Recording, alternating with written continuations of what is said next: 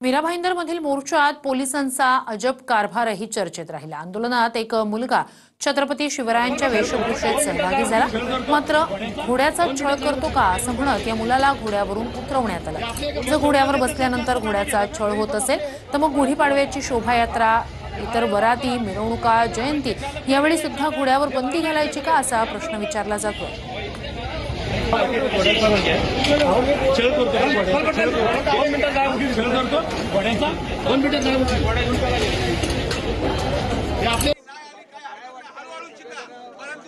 अपमान करू नका। हा मराठी बांधव, हा महाराष्ट्राला एक इतिहास लाभलेला आहे। असा कुठून हा महाराष्ट्र निर्माण झालेला नाही। पुन्हा एकदा आम्ही आपले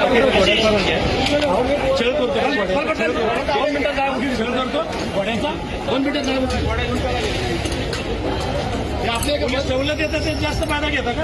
आपले